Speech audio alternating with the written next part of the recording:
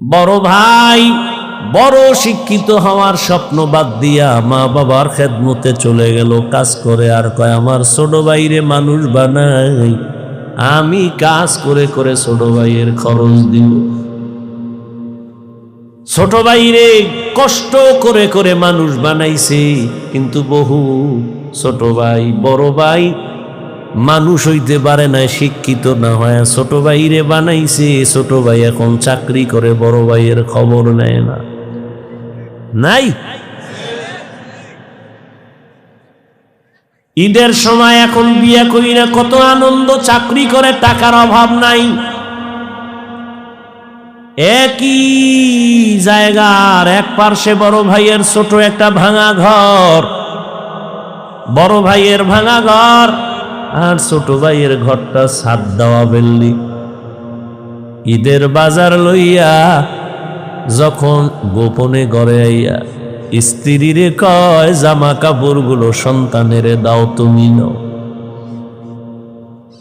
বড় ভাই তো জানালা দিয়া তাকায় দেখছে ছোট ভাই আসছে, কিন্তু বড় ভাইরে জিগায় না। বাচ্চা রেখে আর কন্ট্রোলে রাখা যায়? ও দৌড় দিছে, কাকা আছে। দৌড়াইয়া গিয়ে দেখে ওর চাচতো ভাই নতুন জামা পইরা কত আনন্দ করে। ও একটা দৌড় দিয়া কয়, আব্বু আমারে জামা দিবা কবে? বাবা এই কথা শুইনা চোখের পানি ছেড়ে কান্না করে, আর বুকে জড়ায় কয়, বাবা কাঁদিস না, আল্লাহ যেদিন তৌফিক দিবে সেদিন তোরে জামা কাপড় দিবে। এমন নিমক হারাম বড় বাইরে জিগায় না, কোনো খোঁজ খবর নেয় না, কিন্তু বড় ভাই বাবার সমতুল্য, এত দূরে দূরে রাখে বড় ভাইরে ছোট ভাই। হঠাৎ করে রাতে 3টায় টেলিফোন আসছে, কে তুমি? বলে ভাইয়া আমি তোমার ছোট ভাই। এই রাত্রে কেন ফোন? আমারে চৌরাস্তায় একদল গুন্ডারা আমারে ধরছে। বড় ভাই কাঁচা ঘুমের মধ্যে একটা লাফ দিয়ে দৌড় দিছে, আয় দাঁড়া আমি আসতেছি। বড় ভাই কষ্টের কথা মনে রাখে না, একটা দৌড় দিয়া সামনে গিয়া এভাবে হাত বের করে বুকটা দিয়া কয়, যত মার মারতে চাও আমারে মার, আমার ছোট ভাইয়ের গায়ে হাত দিবি না, কারণ ওর প্রস্রাব আমি গায়ে লাগাইছি, ওর প্রস্রাব আমি গায়ে লাগাই ওরে বড় বানাইছি, না খাইয়া ওরে খাওয়াইছি, আমারে মার, ওরে মারবি না।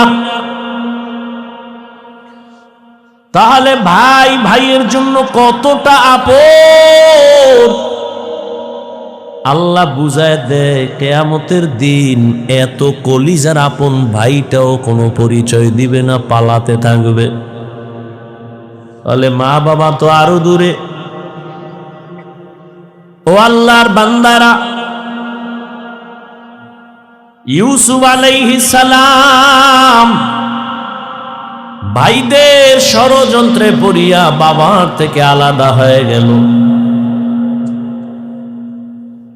সবাই বাবারে খেলার নাম বইলা ইউসুফ নবীরে নিয়ে গেল। বাবায় ছাড়তে চায় না, কিন্তু কলে কৌশলে আটকাইয়া যখন নিয়ে যায়, ইয়াকুব নবী চোখের পানি ছেড়ে কান্না করে। বাবার চোখের আড়াল থেকে যখন দূরে সরে গেল, 10টা ভাই ইউসুফের বাবার চোখের সামনে কোলে নিছে। যখনই বাবার চোখ আড়াল হয়ে গেছে, তখন মাটিতে ফালায় কয়, এবার হাইটা যা, কোলে নেওয়া হবে না। নিতে নিতে জঙ্গলের ভেতরে এক ভাই মারে, আর এক ভাইরে কয়, এবার তুই মা। ওই ভাইদের মধ্যে যিনি বড় তার নাম ইহুদা। বড় ভাই কয়, ওরে মারিস না, ও ছোট মানুষ, ওরে মারিস না। ইউসুফ বড় ভাইয়ের দিয়ে তাকায় আর কাঁদে। ওরা মারে আর কয়, তোরে এখন মারতেছি, তোর কোন বাবায় ফিরাবে? যখন বড় ভাই বাধা হয়ে দাঁড়ায় গেল, অন্য ভাইরা কয়, তোমারও মারব। ভাই চুপ হয়ে গেছে। কূপের কিনারায় নিয়ে জামা খুলিয়া যখন ইউসুফের রশি দিয়া বাঁধে ভিতরে ফালাবে কূপের মধ্যে, ইউসুফ নবীরে যখন ফালায় অন্ধকার ময়লা পানির ভেতরে, আমার আল্লাহ বরদাস্ত করতে না পেরে বলে, জিবরাইল যাও, আমার ইউসুফের বস্ত্র যেন না খুলে জান্নাতি একটা জামা নিয়ে পরায়া দাও, আর নিচে পাথর দেও, ময়লা পানি যেন ইউসুফের গায়ে স্পর্শ না করে, ইউসুফ পাথরের উপরে দাঁড়ায়া যাবে। ওরা রশি দিয়া বেঁধে যখন ভেতরে ছাড়ছে, কিছু দূর যাওয়ার পরে উপর দিয়া রশি কেটে দিয়েছে। হাম কইরা পইরা পাথরের উপরে ইউসুফ দাঁড়ানো, জান্নাতি জামা পরা, আর আলো তো লাগবে না। ইউসুফ নবীর চেহারায় পুরো অন্ধকার, কূপ আলো হয়ে গেছে। শুনিদা কায় বুয়াদ মানন্দে দিদা তোরা দিদা ও ইউসুফ শুনিদা। সবাই চলে গেল। কৃত্রিম রক্ত লাগায় বাবানে ধোকা দিছে, আপনারা জানেন। বাবায় তো বুঝে ফেলছে, আল্লাহ স্বপ্ন যোগে আগেই জানায় দিছে এই ষড়যন্ত্র চলে। বাবায় বলে না 10 ভাইয়ের কারণে ষড়যন্ত্র। সবাই আনন্দে আছে, ইউসুফের তো বাগে খেয়ে ফেলছে, কিন্তু ফাঁকে ফাঁকে ফাঁকে ফাঁকে 9 ভাই আর খবর নেয় না। বড় ভাই ফাঁকে ফাঁকে যায়, খবর নেয়। হালকা পাতলা নাস্তা নিয়ে ইউসুফের রশি দিয়া ভেতরে দেয়। হঠাৎ একদিন আইসে দেখি কূপের মধ্যে ইউসুফ নাই। ওই ব্যবসায়ীরা আইসে রে বালতি নিয়ে পানি উঠাবে, ইউসুফের পায়া নিয়ে গেছে, কাফেলার মধ্যে নিছে। বড় ভাই পাগলের মতো হয়ে গেল, কই আমার ইউসুফ গেল। অন্য ভাইদের ডাক দিছে, আয় তাড়াতাড়ি, ইউসুফ তো কূপে নাই। মায়া বুঝানোর জন্য ওদের বলছে, কিন্তু ওরা যে ষড়যন্ত্র করবে তাও তো জানছে। বড় ভাইয়ের অন্তরে মায়া, এক পর্যায়ে তো তারে ইউসুফের নিয়ে গেল মিশরে। বিশাল ইতিহাস। আল্লাহ তাআলা একটা সূরাই নাজিল করছেন, সূরা ইউসুফ। মিশরে যখন আল্লাহ পাক ইউসুফ নবীর অর্থমন্ত্রীর দায়িত্ব দিলেন, দুর্ভিক্ষ লেগে গেছে সারা দুনিয়ায়, মিশরের আশেপাশে। ইয়াকুব নবীর এলাকায় দুর্ভিক্ষ, খানা নাই, উপবাস।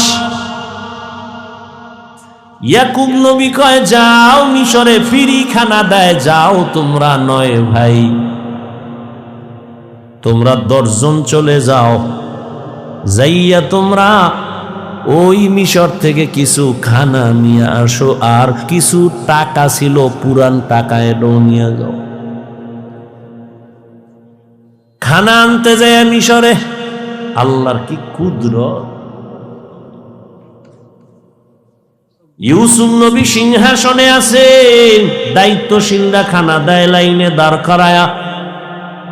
শাহী গেট দিয়া যখন আওলাদে ইয়াকুব যখন 10 ভাই ঢুকছে, ওরা ঢুইকাই খানার লাইনে দাঁড়াইছে, কিন্তু কেউ জানে না কারা।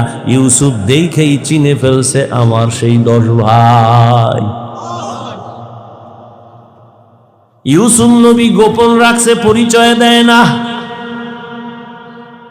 এদের ডাইকা পরিচয়হীন ভাবে নিজেকে পরিচয় গোপন রাইখা এরপরে পরিচয় নিল, আপনারা কোথা থেকে আসছেন, কেনান থেকে আসছেন, আপনাদের আব্বার নাম কি? বলে আব্বার নাম ইয়াকুব। বলে আপনাদের আব্বা কেমন আছে? বলে ভালো। অনেক ভালো। হা, তবে একটা ভাই আমাকে হারায় গেছে। তাই নাকি? বলে হ্যাঁ। পরে কয়, আমার আব্বা যেন ওই ভাইকে হারায়া কানতে কানতে কানতে কানতে অন্ধ হয়ে গেছে। ইউসুফ নবী পারে না, চিল্লায় কান্না করে, কিন্তু কন্ট্রোলে নিয়ে কয়, আপনারা কয় ভাই? কয় আমরা 10 ভাই। কার ভাই নেই? কয় এক ভাই তো হারায় গেছে। আর নাই? হ্যাঁ আর একজন আছে বিনিয়ামিন। কই? সে আব্বার কাছে। দায়িত্বশীলকে গোপনে বলে দিল ইচ্ছা রকম খানা দে, বস্তা বইরে দিবি, আর ও যে টাকা দিছে ওই টাকাও খানার মধ্যে ঢুকাই দিব, ওরা যেন না দেখে। ইউসুফ নবী বিদায় বেলা বলে দিলেন মেহমানদারি করা চলে যান, খানা তো বেশি দিন থাকবে না, শেষ হইলে আবার আসবেন। তবে একটা শর্ত, ওই ছোট ভাই আপনাদের সাথে নিয়ে আসবেন, না হয় খানা দেওয়া হবে না। ইউসুফের আপন ছোট ভাই বিনিয়ামিন বাড়িতে যাইয়া 10 ভাই প্রশংসা করে, বাবা মিশরে যে আমগো খানা দিছে অর্থমন্ত্রী বড় ভালো মানুষ, আমাদের আলাদা সম্মান দিছে, মেহমানদারি করাইছে। ওরা তো জানে না আমগো ইউসুফ। খানার বস্তা খুইলে দেখে টাকা যা দিছিলাম তাও ফেরত, আরো খুশি। এইবার আব্বা যান আমাদের একটা শর্ত দিছে, আবার খানা আনতে যাইতে বলছে, তবে ছোট ভাইরে না নিলে দিবে না। বাবায় বলে একটারে নিয়ে আড়াইশো, এদেরও সারু। ইতিহাস বড় করুন। খানা যখন শেষ হয়ে গেল, এবার বিদায় বেলা বাবার সাথে ওয়াদা দিছে এই ভাইরে আর হারাবো না দাও। এইবার বিনিয়ামিনের নিয়া 11 ভাই মিশরে রওনা। মিশরে যাইয়া আবার ইউসুফ নবীর সাথে মোলাকাত। ইউসুফ নবী বিনিয়ামিনের পাইয়া পারে না, কলিজাটা ফেটে একটা চিৎকার দেয়, কন্ট্রোলে নিয়া বলে আজ আপনারা আমার রাজপ্রাসাদের মেহমান হবে। সবার জন্য একটা একটা রুম বানাইলো, এক এক রুমে দুইজন করে করে ঘুমাবে। রাতের বেলা শিডিউল করে আপনারা 2 ভাই এক রুমে, আবার 2 ভাই এক রুমে, ঘুরতে ঘুরতে 5 ভাই 10 ভাই 5 রুমে ঢুকে গেল। এখন বাকি রয়েছে 1 ভাই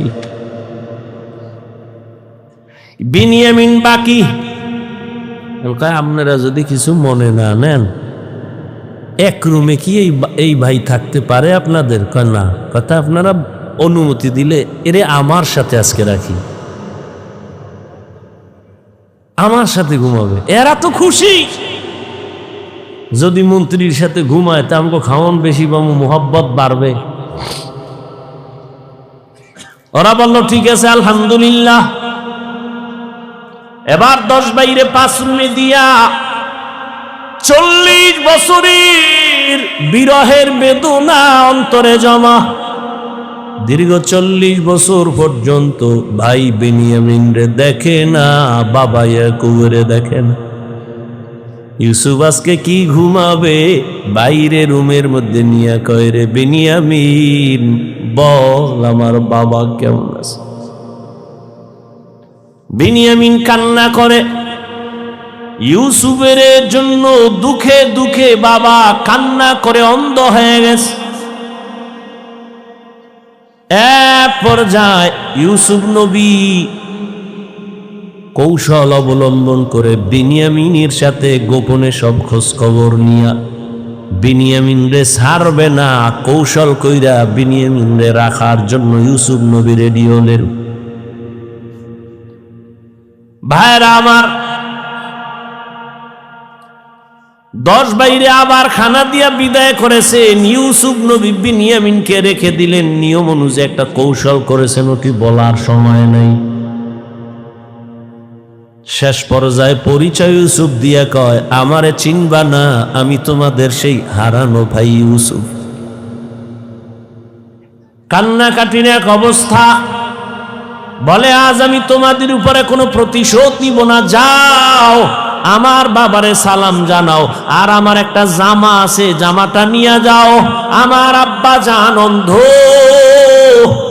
ওই জামাটা আমারে আল্লাহ জান্নাত থেকে পাঠাইছেন, কূপের মধ্যে যে জামা পরছিল ওই জামাটা নিয়ে যাও, আর আমার আব্বাজানের চোখের মধ্যে লাগাইলে আব্বাজানের অন্ধ চোখ ভালো হয়ে যাবে। আর আব্বা জানরে সহ আম্মারে নিয়া তোমরা এইবার সব আমার আমন্ত্রণে মেহমান হয়ে এখানে চলে আসবা। আল্লাহ তাআলা 40 বছর পেরিয়ে যাওয়ার পর মা বাবা ভাইদেরকে মিশরে পৌঁছায় দিলেন।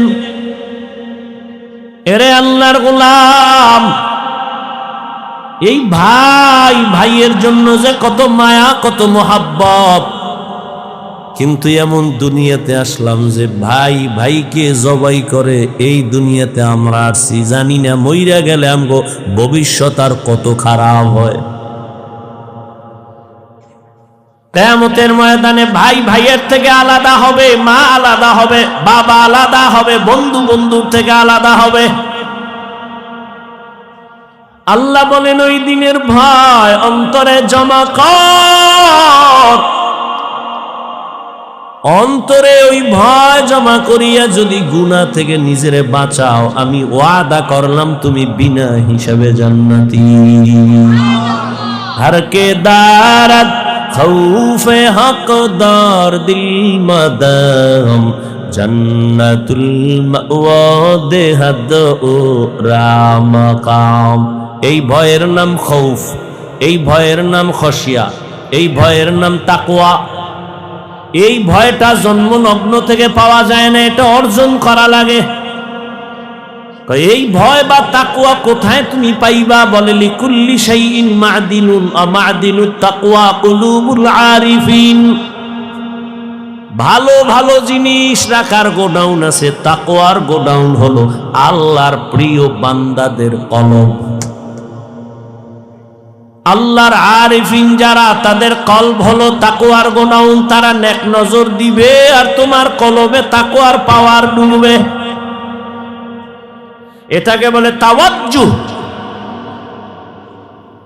কারণ আল্লাহর প্রিয় বান্দা যারা, আল্লাহর বন্ধু যারা, এদের চোখে পাওয়ার আছে, এদের কলবে পাওয়ার আছে। এই পাওয়ার আল্লাহ দান করেন, তাকওয়ার কারণে দান করেন। কোরআনে এই পাওয়ারের নাম ফুরকান, হাদিসে এই পাওয়ারের নাম হলো ফেরাসাত। ইয়া আইয়ুহাল্লাযীনা আমানু ইন তাত্তাকুল্লাহ ইয়াজআল লাকুম ফুরকানা। মুমিন তাকওয়ার উপরে মুজাহাদা করো, আল্লাহ দয়া করে তোমাকে ফুরকান নামের পাওয়ার দান করবেন। মা মা'নাল ফুরকান হুয়া নূরুম মিন ইলাহি। আল্লাহর দেওয়া একটা নূরের আলো, ওই আলোটা যখন পাবে, ওই আলো দিয়া মা ফুররিকা বিহি বাইনাল হাক্কি ওয়াল বাতিল। আল্লাহর দেওয়া নূরের আলো দিয়া হক বাতিল আলাদা করে বান্দা হকের দিকে অগ্রগামী হয়ে যাবে। قال رسول الله صلى الله عليه وآله وسلم اتقوا فراسة المؤمن فإنه ينظر بنور الله। আল্লাহর ওলি যারা, আল্লাহর প্রিয় গোলাম যারা, তাদেরকে আল্লাহ ফেরাসাতের পাওয়ার দান করেন। তোমরা সাবধান হে উম্মত, তুমি জীবনে যা দেখবা না, আল্লাহর প্রিয় বান্দা তারা এই ফেরাসাতের পাওয়ার দিয়া অনেক কিছু দেখবেন, আল্লাহর নূরের আলো দিয়া। অতএব তাদের নেক নজর লাগাও তো অন্তরে ভয় চলে আসবে, তাকওয়া চলে আসবে। আর ভয় আসলেই গুনাহ থেকে বাঁচা সহজ হবে। একটা সন্তান মা বাবাকে ভয় করে, তার প্রমাণ মা বাবার সামনে সন্তান অন্যায় করে না। কেন? শাস্তির ভয়। একটা ছাত্র শিক্ষকের ভয় করে, প্রমাণ বলে শিক্ষকের সামনে অন্যায় করে না। কেন? শাস্তির ভয়। ঠিক এই দুনিয়ায় যেই বান্দা আমার আল্লাহকে ভয় করবে, ওই বান্দা গলায় ছুরি লাগাবে, কোনোদিন দাড়ির মধ্যে ছুরি লাগাবে না। এটা সম্ভব কখন? যখন তাকওয়া আসবে, আল্লাহর ভয়। দেখেন, এখানে আমরা সবাই মুসলমান।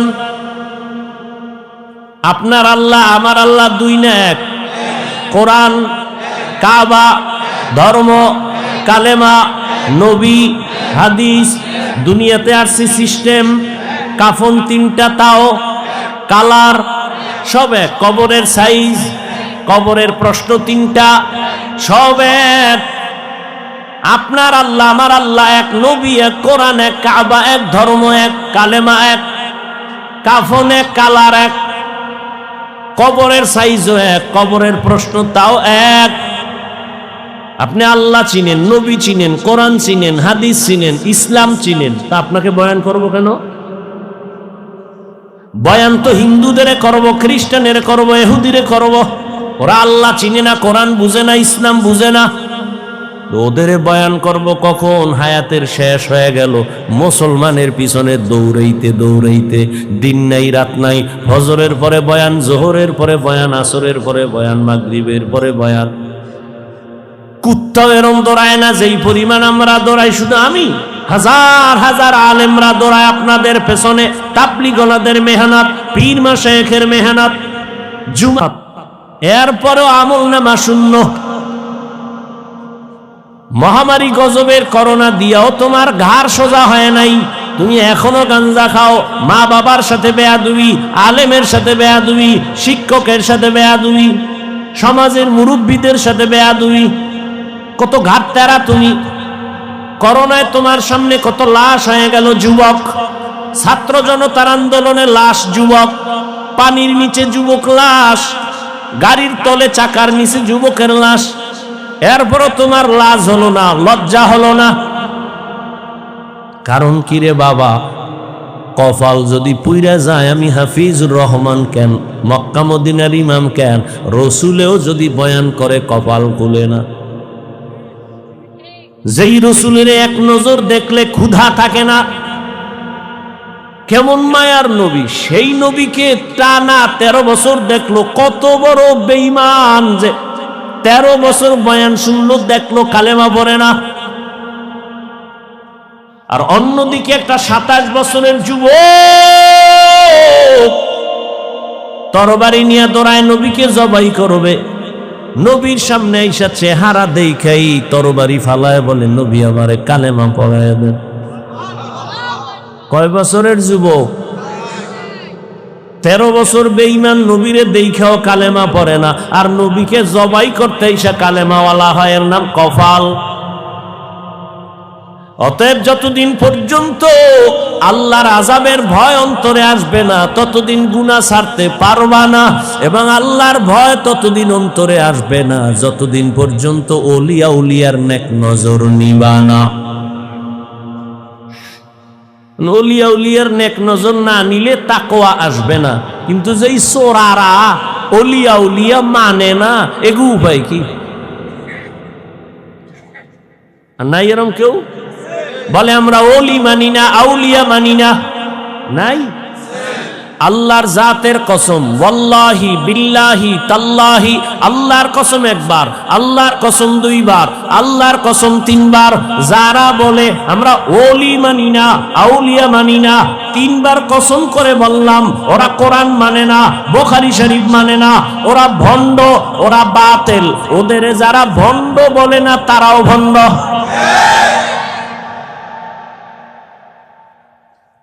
আল্লাহ হেদায়েত দান করুন। وَأَمَّا مَنْ خَافَ مَقَامَ رَبِّهِ وَنَهَى النَّفْسَ عَنِ الْهَوَى فَإِنَّ الْجَنَّةَ هِيَ الْمَأْوَى। আল্লাহর আদালতে দাঁড়াইয়া হিসাব দেওয়ার ভয় অন্তরে জমা করো। এই ভয়টা যখন এসে যাবে, তখন স্কুল পড়ুয়া ছেলেও নামাজে দাঁড়ায় যাবে, জেনারেল লাইনের ডাক্তারও দাড়ি রেখে দিবে। এরকম নাই? আমি কি তোমাকে এতক্ষণ যে বয়ান করছি যুবকেরা, আমি কি একবারও বলছি আমার মতো পাস করলি লাগা? আমি বলছি আমি কওমি মাদ্রাসার সন্তান, স্কুলে তালা লাগায় মাদ্রাসায় ঢোক। আমি তাবলীগের লাইনের সন্তান, আমি পীরের মুরিদ। একবারও বলি নাই তাবলীগ না করলে জাহান্নামী, পীরের কাছে না গেলে জাহান্নামী, একবারও বলি নাই।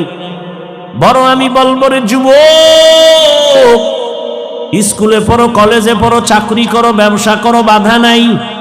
ডাক্তার হও, ইঞ্জিনিয়ার হও, প্রফেসর হও, সাংবাদিক হও, তবে দাবি আমার একটা, বেয়াদব হইও না। মা বাবার দোয়া নাও, শিক্ষকের দোয়া নাও, আলেমের নেক নজর লাগাইয়া ডাক্তার হলে তোমার জীবন সফল। তোমার মতো যুবক জেনারেল লাইনে পড়িয়া 5 বেলার নামাজ পড়ে এমন কি যুবক নাই?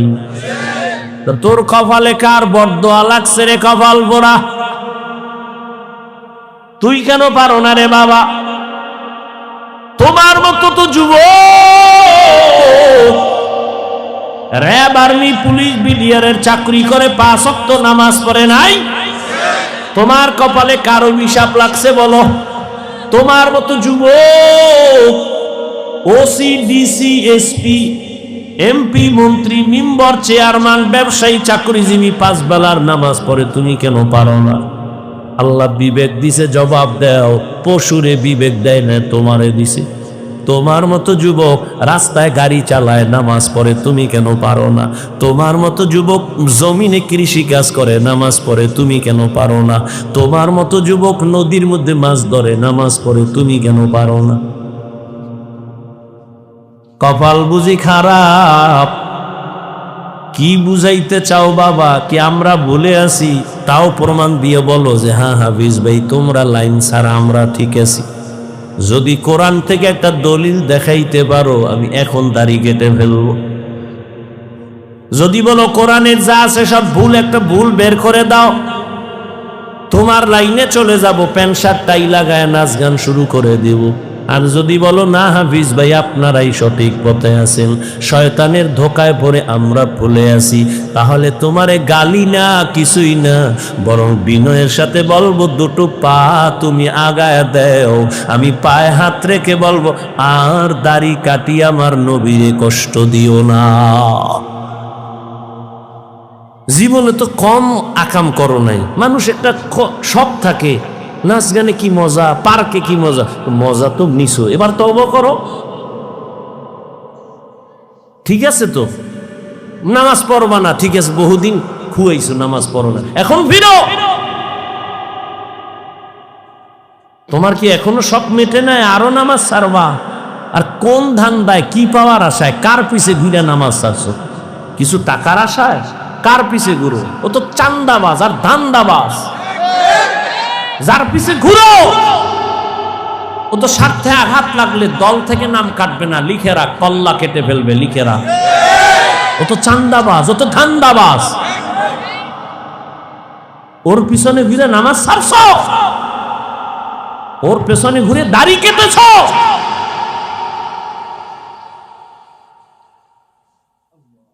কই আমরা তো রসুলের আদর্শ মাই না, কই সম্মান তো কমে নেই। এখনো সব হাহুতাস, একদল কান্দে কি হবে আর একদল কান্দে কি হইল। আমগো তো কান্নাকাটি নেই, আমরা আগেও যেমন এখনো তেমন, ভবিষ্যতেও তেমন। চেয়ারম্যানের চেয়ারের মেয়াদ শেষ, এমপির মেয়াদ শেষ, এসপি ডিসির মেয়াদ শেষ, কোরআনওয়ালার চেয়ারের কোনো তো মেয়াদই নাই। শেষ কি? টাকা দিয়া সম্মান কিনলে প্রথম ফুলের মালা, ফাইনালে জুতার মালা।